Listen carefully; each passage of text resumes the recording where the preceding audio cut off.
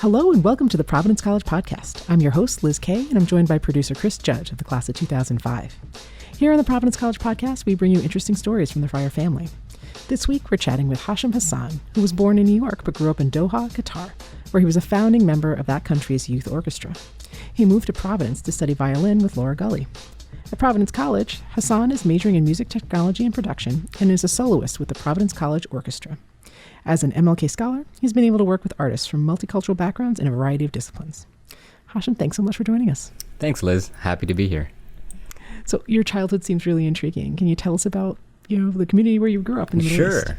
Yeah, so like you had already mentioned, I was born in New York, but quickly moved over to the Middle East. And I spent 2 years in Oman, but I don't remember much of that. I was 3 years old. And then my mom and I moved to Qatar. And the way the school system works in Qatar is the majority of schools are international schools because the majority of the population is not Qatari. And so I went to an international school that was British based. The curriculum is the same curriculum that you'd find in England. And I met a lot of Europeans, Australians, New Zealanders, not so many North Americans, because I suppose they gravitate towards like the American Embassy School, right? That would make sense there. But because I'm always, when I was younger, I was always mixing with other people and cultures, and that was normal to me. I'd go to somebody's house and have no idea what they're cooking or why they do something like that. Or they may be being yelled at in another language, and I'm just sitting there like, oh, okay, that's normal. And so that's probably one of my favorite things of my childhood is that although I was faced with tons of different cultures, backgrounds, and practices, it was all normal to me. And I think that has helped me maintain an open mind as an adult. Absolutely. And so when did you start playing the violin? So I started playing the violin when I was 5. And when you're that little, you can ask any musician, the parent picks the instrument for you. And so my mother chose the violin because she wanted to learn the violin when she was younger. And as a kid, and as a older kid, and as a preteen, as a teen, I didn't like the violin. I was maybe like 15, 16 until I really started to enjoy it. And that's because, as a kid, I didn't want to sit and focus and work hard on something. I just wanted to play and have fun and, do okay in my classes. But one day I come into my violin lesson with my teacher. He's this Romanian man, and I had just come back from soccer practice. So you can imagine me like, yes, soccer practice, amazing. Violin. So I walk into it and he says, all right, today, you had a good recital, whatever. Now it's time to learn a new piece. And so he goes into the corner of his room, and in the corner of this room, he has this large cabinet. And the shelves kind of have different difficulties of music. The bottom two are like the elementary, the beginner music, and the higher you go, it's more advanced. So I see him reach for a higher shelf, and I'm like, oh, cool. And he pulls out this piece, and he says, all right, this is what we're going to be doing. Let me play it for you. And he played it, and the feeling that I had after he had finished playing was a feeling that has since stuck with me, a feeling that I want to create in other people when they listen to me perform. And since that day, it's like, oh, I want to sound like that. I want to be a violin. What was the piece? What was the piece that inspired you? Yeah, the piece is the Bruch Violin Concerto in G minor, and starts eerie and mysterious, and as it grows and grows and goes on, it becomes unstable, and it's like a ship in turbulent waters, and you think everything's fine, but eventually the ship, turns over and sinks, and that's my analogy for the piece. It's really something beautiful. And were you able to, with that inspiration, were you able to master it? And I'm not able to master it yet. I'm able to perform it to the degree that I can. However, that's something that I revisit every few years, because you work on it at stage 1, but of course you have to work on other things and develop your skill. And so it's nice to revisit music that I've learned in the past and see, okay, how does it sound now that I've develop my bow speed or weight or control of whatever. So soon, probably in another year, it's time for me to revisit that again, and I look forward to it, really. Give it another try. Yeah. I'm curious what your practicing schedule was like then and how many hours you've put in. I mean, this is something that I feel like we talk about with classically trained musicians. Of course. So, I mean, as a kid, it was my mom who was very stern on me practicing. And so, it was minimum an hour a day, as a kid, which is the standard. Like, it should be more. And if closer to concert date or exam date, then, those hours naturally will increase. But once I got to PC, PC, you have to balance everything. It's a liberal arts college, so you need to have time for your philosophy class. You need to have time for the civ class, but you also need to have time for practicing.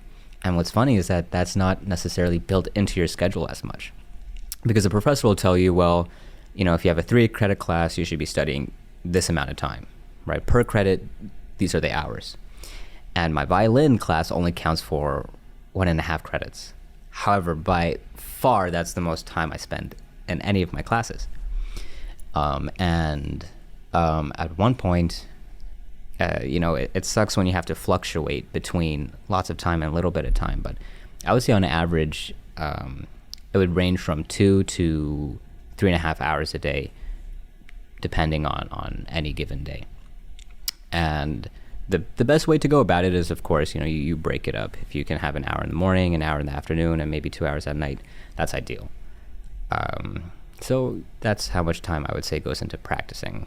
So let's talk a little bit about what brought you to Providence and Providence College. Of course. How did that connection happen? Yeah. So when I was a senior in high school, in Qatar, I was looking at colleges and universities in either Europe or America. Europe because of affordability, and America because I had just felt that maybe I returned home. And the SAT tests are only something that's really practiced in America. And so I remember we had some sort of ambassador come to our school and say, okay, well, here are SATs. And the whole class was like, we're not doing that. But I still wanted to go to school in America, so I did research on test optional schools, and PC was on the list. And so I looked at the website, I looked on Google Images, I said, okay, they have a music program, cool, campus looks nice, and I applied. And months later, I hear back from them, and they offer me the MLK scholarship. And sure, looks great on paper. I'm like, wow, scholarship, amazing. And then I do research into it and what it means. And I said, oh, okay, this may be what's best for me. And it has been. And so are you also training with your instructor off campus? How does that work? Yeah, so my violin teacher, Laura Gully, she's not affiliated with PC, but she'll come to campus and we'll do our lessons on campus. Right before I came in, there was another violin student, and she has taught her for, I think, 3 years. So that's how that works in the music department. If there's a French hornist that is looking to continue taking lessons, they will contact most likely the Providence Orchestra and find a teacher through there. This, you just described one element of culture shock about the SATs, and sure. You navigated that and avoided it. Yes. Skillfully. Thank you. Got to salute you for that. What are some other experiences or examples of culture shock you might have experienced, coming to the States for the first time for school? It's funny. There's some little ones and some grander ones. So perhaps something sentimental is like the eyelash, right? If you see an eyelash that's on your face, you take it, you blow, and you make a wish. And I had no idea of that concept. I was thinking, why are you, what is that you're doing? So little things like that, I'll see in class, or just mannerisms of people. I'm like, oh, okay. And I try to take a mental note of that, because I try not to say that's weird, that's just different. And, I would like to know what that is. Bigger ones can probably be in the grander sense of what is America, because Qatar, the leadership system is different. You have a monarchy, and here it's a democracy. And so what goes on the leadership level, but also what goes on among people, and how do people talk about taboo topics, whether it be political, religion, or like how a family should be structured. So many things like that have spawned wonderful conversation. I'm curious because Qatar is obviously a predominantly Muslim nation, and I'm curious what it was like for you to come to Providence College as a Catholic institution. I remember touring the campus. I had already been accepted as a student because I couldn't come and do the tour. So I was getting my tour maybe 3 days before classes started. And I see in the distance 3 men wearing what looks to me to be white robes. And I'm like, excuse me, I was asking my orientation leader, who are they? And so then I was explained that they're friars, they're wearing habits. This is a Catholic institution. I was like, oh, I didn't know that. I knew it was Christian, but I didn't know, like, Dominican friars. That's what Providence College is. And so, taking 2 theology classes, taking all the civ, you get to really be walking through Catholic philosophy and theology and what it means to be a good Catholic. Because I know what it means to be, like, generalized what a Catholic does and what they believe in, but to look and appreciate how they go about their lives is something that I would not have gotten anywhere else. You sort of walk this interesting line because obviously you're a U.S. citizen, but you lived internationally, so you're an international student. Yeah. And so, like, the orientation you referenced, that was the international student orientation, or did you just come to the August orientation? So I had a pre-orientation program, and that was actually the transitions, the multi-ethnic pre-orientation program. And then, of course, I did regular orientation. That happened in between those 2, actually, because I took some time away from transitions so I could see what the campus is like. And then I flip-flopped back and forth. So we've talked a little bit about CIV. It's the 4 semesters of the Development of Western Civilization program that every PC student takes, for better or worse. Some appreciate it more than others. Can you tell us about your Civ experience and your Civ colloquium?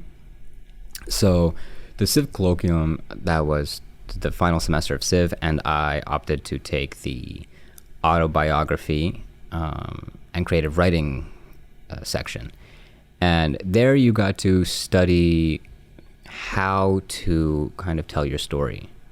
And we read many authors, but the largest takeaway I would say is, like, incorporating Civ. Civ is, you can put on different hats on Civ, right? And one of my favorites to look at is history, because you try to really start from the beginning. And by the time you get to the 21st century and you're reading Beyonce's autobiography, you're like, how has storytelling changed from tablets to music videos? And people have consumed information differently, and trying to take that from Civ, understanding why that is and how that's changed, to apply that onto my own story and make it effective so that people will be interested in listening to my story or listening to my music and so on. Let's talk a little bit about your music technology major. Yeah. What led you to choose that major? So back in high school, I was always thinking, it'd be really cool to study music tech, right?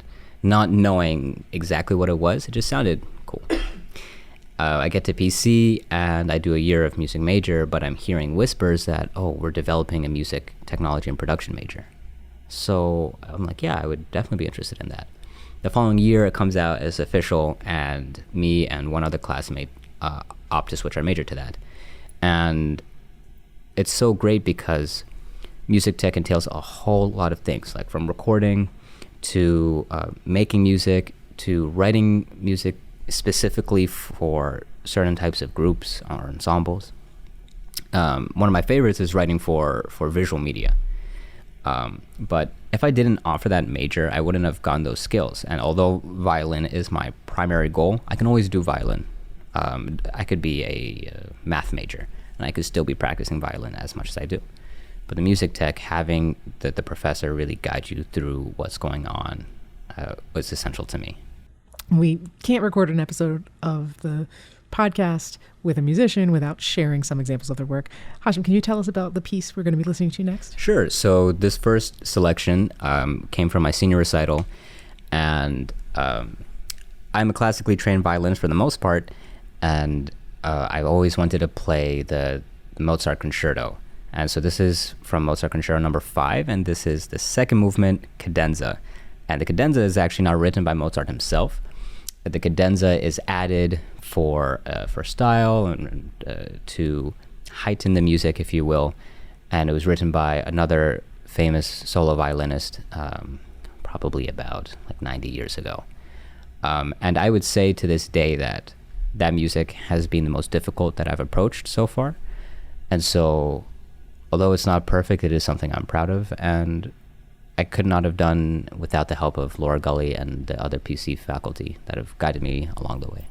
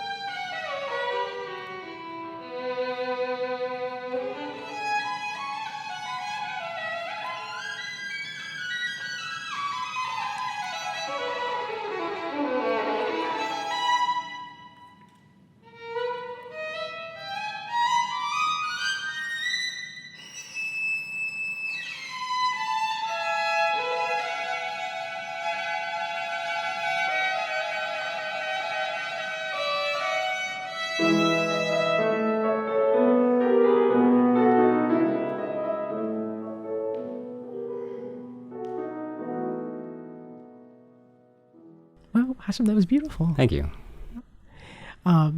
And as a music tech major, you had the opportunity to create some original compositions of your own. So can you give us the background for the next piece? Yeah, so what I mentioned a few minutes ago, speaking about one of my favorite things of the music tech, is writing for visual media. And our professor came to us, Dr. Longo. He wanted to create a real-life scenario for us, saying that, look, you could be writing for a studio, and they could just give you some notes. They could give you a film script, and they need you to produce something, and you have no idea what the visual cues are. So he gave us these spotting notes of what would be an interview, and he assigned everyone an emotion, and my emotion is dangerous. And so it starts with the person in the car. He's on the phone. I'm on my way to my interview, and I feel dangerous. So he drives, he gets into the parking lot, he gets out the car, and he's marching onwards. He enters the building, and the secretary hardly looks up to him and says, sit in the waiting room. So I says, okay, sure. He sits down in the waiting room and he's waiting. But he waits and waits to the point where he almost feels forgotten. And then the secretary says, okay, he'll see you now. And he gets up and, okay, he feels reinvigorated again. But he sits down and same thing. The boss pretty much forgets about him. And at the very end, it's the danger. It's all pent up, and that's the scene. Let's take a listen.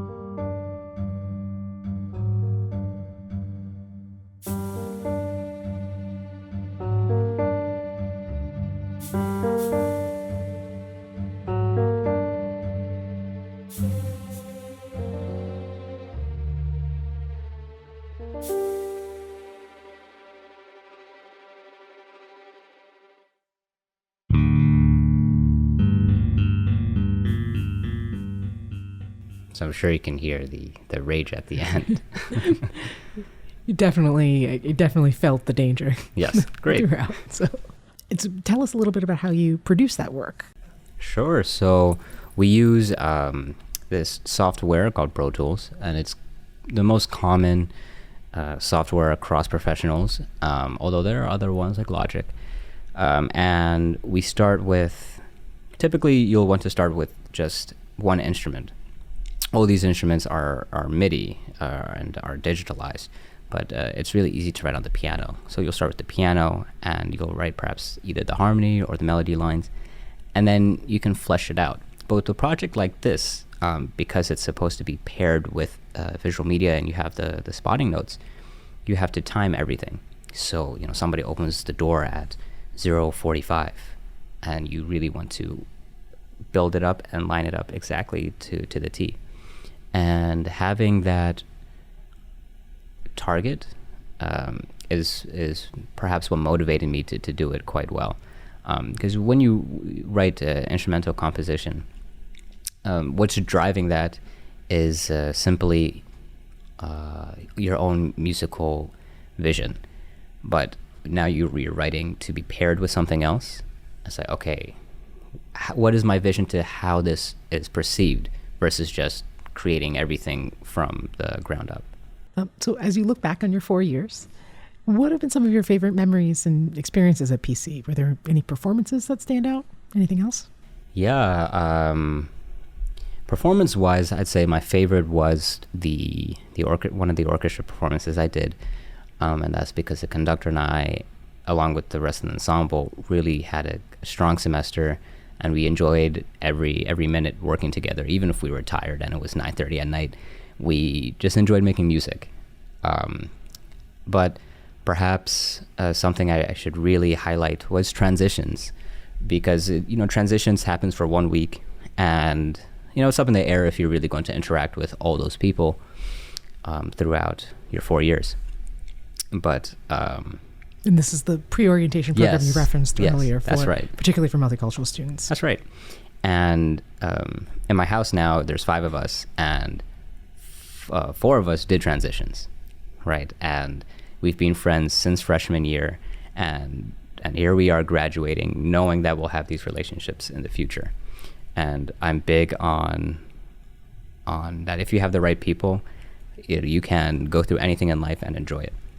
And so, PC is already an enjoyable experience, but I had so many strong people who we each other wanted to see everybody succeed, but also at the same time we could just enjoy our company with no pressure.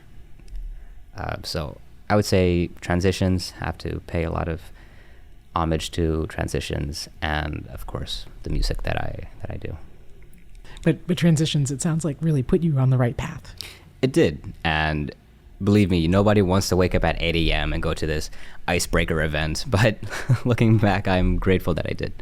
Can you tell us a little bit about your future plans? Yeah, absolutely. So I'm looking to become a professional violinist, and I want to enter a conservatory in 2025. And so I'm taking some time off, and I'm going to go to Montreal for a year and study under a violinist over there. And my intention is that by the time I come back, I'll be in a much better position to enter conservatories.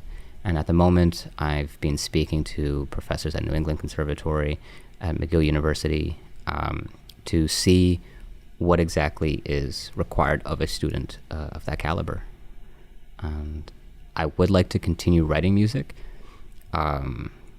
However, I want to be a violinist first before I branch out to composition. But this sounds like it's going to be a pretty intense year. It will be, and I actually look forward to it, because sitting down with yourself and focusing on the little details, whether it be on my instrument or personal self-growth, are always the most rewarding for me. It feels like you've come a long way from that. those years before that inspiring moment with your teacher. Yes, absolutely. I mean, again, as a 15-year-old, I didn't want to sit down and think about the little details like that. But now I love it. Yeah. That's all I want to do. So with so much of your life centered on music, I'm very curious what genres you enjoy listening to in your spare time. What's on your playlist? It's a very good question. Typically, it's funny, Spotify has the Spotify Wrapped at the end of the year. And my number 1, 2, and 3 will typically be pieces that I've been studying. It's like, oh, you're in the top 1% of Mozart violin concerto. I'm like, well, okay. That makes sense. Who else is listening to that? Exactly. Right. But for more popular music, I've actually been listening to a lot of Nirvana and a ton of rock as well. Not so specific. Of course, the Beatles are there. I do quite enjoy the Rolling Stones. And then bossa nova.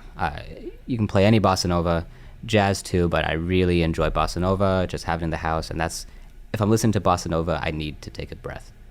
So Nirvana, bossa nova, and I'll say the Rolling Stones. So a little classic rock. Yeah, Beatles, Rolling Stones. Mm-hmm. But I don't know anyone who doesn't like bossa nova. Like, you can't. It's just beautiful, relax. Universally appreciated. Yeah. Always. That's art. Hashim, thank you so much for joining us on the podcast. Thank you for having me. Subscribe to the Providence College Podcast in all usual places, including iTunes, SoundCloud, Stitcher, Google Play, and Spotify, as well as your smart speaker. If you like what you hear, please review and share with others. Thanks for listening, and go Friars. Go Friars.